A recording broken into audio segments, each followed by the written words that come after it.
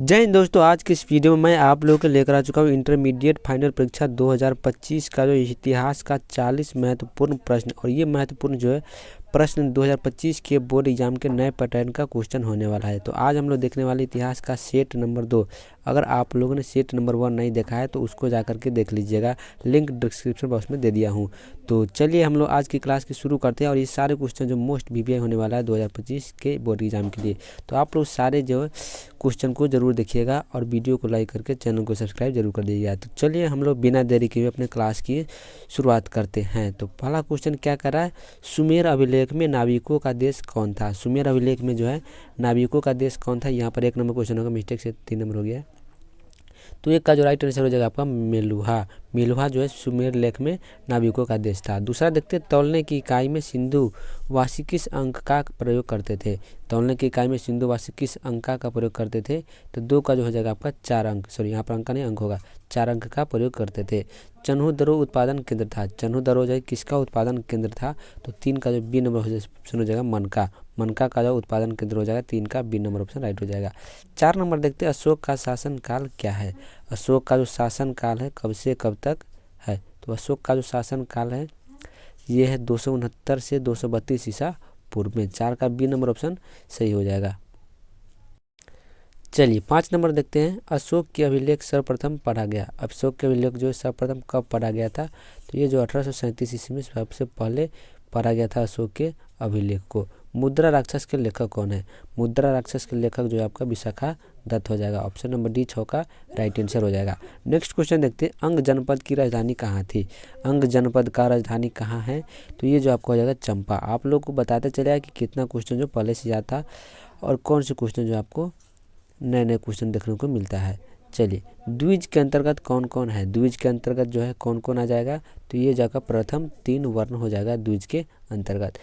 पुरुष सूक्त का उल्लेख किस ग्रंथ में मिलता है। पुरुष सूक्त का उल्लेख जो है किस ग्रंथ में मिलता है। तो यह जो आपको मिलता है ऋग्वेद में, और ऋग्वेद जो है सबसे पुराना वेद भी है। समुद्रगुप्त किस वंश का शासक था। 10 नंबर क्वेश्चन क्या करा है, समुद्रगुप्त किस वंश का शासक था। तो यह था आपका गुप्त वंश का शासक। ऑप्शन नंबर 20 का जो राइट आंसर हो जाएगा। शास्त्रों के अनुसार राज्य का करने का अधिकार था। शास्त्रों के अनुसार राज्य करने का अधिकार किसको था। तो ये जो है इसका जो 11 का राइट नंबर ऑप्शन हो जाएगा क्षत्रियों को। क्षत्रियों को जो शास्त्रों के अनुसार राज्य करने का अधिकार दिया गया था। कार्ले के चैत्य का निर्माण किसने करवाया। कार्ले के चैत्य का निर्माण किसने करवाया था। तो 12 का जो ऑप्शन हो जाएगा पहाड़ी चट्टानों से। ऑप्शन नंबर 20 का जो राइट आंसर हो जाएगा। चलिए इसके बाद 13 नंबर क्वेश्चन देखते क्या करा है। 13 में बौद्धों के लिए सबसे पवित्र स्थल कौन है। बौद्ध धर्म के लिए सबसे पवित्र स्थल कौन हो जाएगा। तो ये हो जाएगा आपका स्तूप। ऑप्शन नंबर ए जो है इसका राइट आंसर हो जाएगा। रजमनामा के किस नाम से ग्रंथ फारसी में अनुवाद किया गया है। रजमनामा को जो नाम से किस ग्रंथ का फारसी में अनुवाद किया गया है।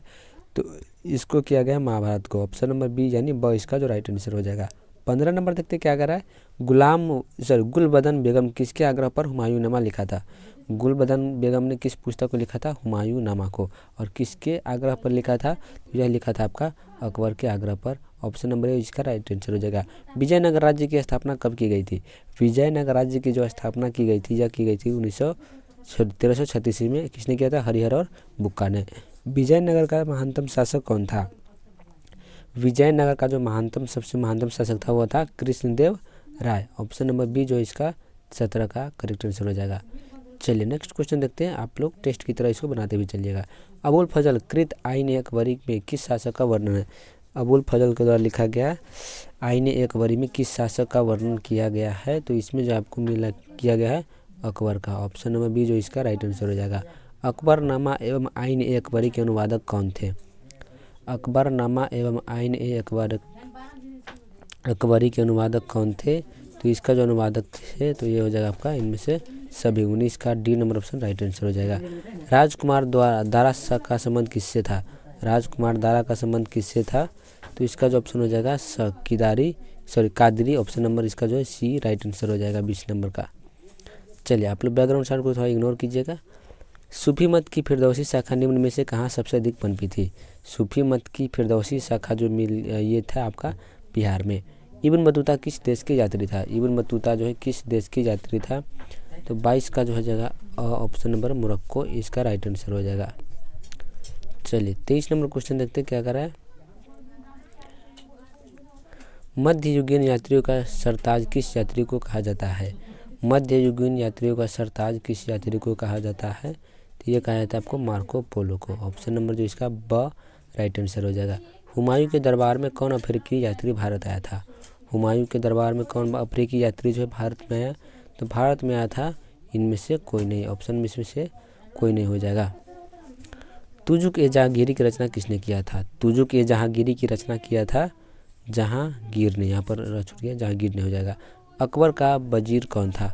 अकबर का वजीर जो हो जाएगा कौन हो जाएगा आपका बैरम खां। ऑप्शन नंबर जो इसका ए आंसर राइट हो जाएगा। चलिए नेक्स्ट क्वेश्चन देखते हैं 17 नंबर। कर्नवालिस कोड कब बना? ये भी क्वेश्चन बहुत इंपॉर्टेंट है, बहुत बार पूछा गया। 1793 ईस्वी में जो इसका राइट आंसर हो जाएगा कर्नवालिस कोड। जमींदारी प्रथा भारत के किस राज्य में लागू किया गया? जमींदारी प्रथा जो है भारत के किस राज्य में लागू किया गया था? तो यह शुरू हुआ था बंगाल से। 1857 के विद्रोह के समय भारत का गवर्नर जनरल कौन था? 1857 के विद्रोह के समय भारत का जो गवर्नर जनरल कौन था? तो उस समय के भारत के गवर्नर जनरल था lord Canning. Option number B जो इसका राइट आंसर हो जाएगा। अगला क्वेश्चन है कैनिंग से ठीक पहले भारत का गवर्नर जनरल कौन था? यानी लॉर्ड कैनिंग से ठीक पहले जो है भारत का गवर्नर कौन था? तो यह था आपका lord Dalhousie. Option number B जो इसका राइट आंसर हो जाएगा। 31 नंबर देखते हैं प्लासी की लड़ाई किसके बीच हुई थी? प्लासी की लड़ाई जो है किसके बीच हुई थी? लॉर्ड क्लाइव और सिराजुद्दौला के बीच। लॉर्ड क्लाइव और सिराजुद्दौला के बीच। बंगाल का सर्वप्रथम गवर्नर कौन बना था? बंगाल का जो सर्वप्रथम गवर्नर बना था क्लाइव। ऑप्शन नंबर जो है इसका राइट आंसर हो जाएगा। सिराजुद्दौला के बाद बंगाल का नवाब कौन बना? सिराजुद्दौला के बाद बंगाल का नवाब बना था Mir Jafar. B number option जो है 33 का करेक्ट आंसर हो जाएगा। चलिए नेक्स्ट क्वेश्चन देखते हैं। 34 नंबर क्या कर रहा है? गेटवे ऑफ इंडिया का निर्माण कब हुआ था?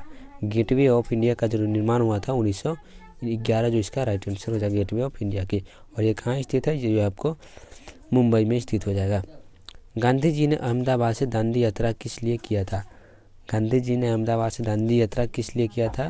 तो इसका जो राइट आंसर हो जाएगा नमक कानून तोड़ने के लिए। गांधी इरविन समझौता कब हुआ था? गांधी इरविन समझौता जो है कब हुआ था? 1931 ईस्वी का जो राइट आंसर हो जाएगा। चलिए 37 नंबर क्वेश्चन देखते हैं। द्वितीय गोलमेज सम्मेलन कब हुआ था? दूसरा गोलमेज सम्मेलन जो है कब हुआ था? द्वितीय गोलमेज सम्मेलन हुआ था 1931 ईस्वी में। मारो फिरंगी को नारा किसने दिया? यह नारा जो है किसने दिया था? तो मंगल पांडे इसका जो है राइट आंसर हो जाएगा मारो फिरंगी को। भारत कब स्वतंत्र हुआ था? भारत जो है स्वतंत्र कब हुआ था? 1947 जो इसका राइट आंसर हो जाएगा।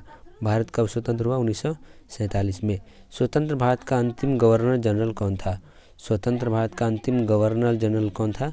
सी राजगोपालाचारी इसका जो है राइट आंसर हो जाएगा 40 का सी नंबर। तो चलिए ये रहा आपका 40 most BVI objective question 2025 board exam के लिए। तो आप लोगों ने अभी तक पार्ट 1 को नहीं देखा है तो क्लास 1 को जाकर के देख लीजिएगा। तो चलिए आज के लिए इतना ही, मिलते हैं अगले वीडियो में।